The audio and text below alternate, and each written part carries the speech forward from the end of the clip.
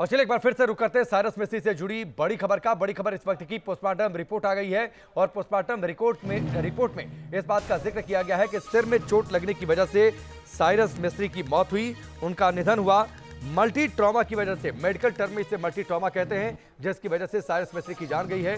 दो तस्वीरें आपके सामने हैं। पंकज मिश्रा हमारे साथ जुड़ चुके हैं, सीधे उनका रुख करते हैं। पंकज, मल्टी ट्रॉमा वजह बताई जा रही है, लेकिन कई लोग दरअसल ये जानना चाहते हैं कि इतनी सेफ ये कार मानी जाती है, उसके बाद इस तरीके का हादसा होना, उसके बाद इस तरीके का निधन होना, और इसीलिए शायद सरकार ने कहा है कि डिटेल इन्वेस्टिगेशन होगा। जी बिल्कुल, सरकार ने कहा है कि इस पूरे मामले में डिटेल इन्वेस्टिगेशन होगा। लेकिन जिस कार की हम बात कर रहे हैं, जो कि एक बेहद ही सुरक्षित कार मानी जाती है, उस कार की आपको हम तस्वीर दिखाते हैं कि हादसे के बाद कार की तस्वीर आज क्या है।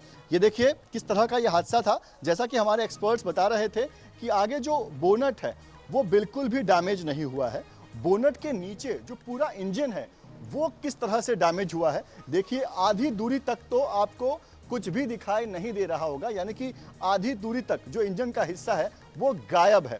वहीं आप चक्के को देखिए, इस कार के इस व्हील को देखिए, किस तरह से ये व्हील जो है वो पूरी तरह से फट चुका है। अब आपको बताते हैं कार के अंदर कौन कहाँ बैठा हुआ था। आपको बता दें कि कार के अंदर की तस्वीर आपको हम दिखाते हैं। देखिए ये कार के अंदर की तस्वीर है, ब्लड मार्क्स आपको हर जगह दिखाई देंगे। कार के ड्राइविंग सीट पर अनाहिता बैठी हुई थी। अगले सीट पर जो ड्राइवर के बाजू वाला सीट है, ये बगल वाला सीट है, यहाँ पर डरियस पंडोल बैठे हुए थे। पीछे की सीट दिखाते हैं आपको। पीछे की सीट पर ड्राइवर के ठीक पीछे साइरस मिस्त्री बैठे हुए थे और उनके बगल में उनके जो करीबी दोस्त हैं जहांगीर, वो बैठे हुए थे।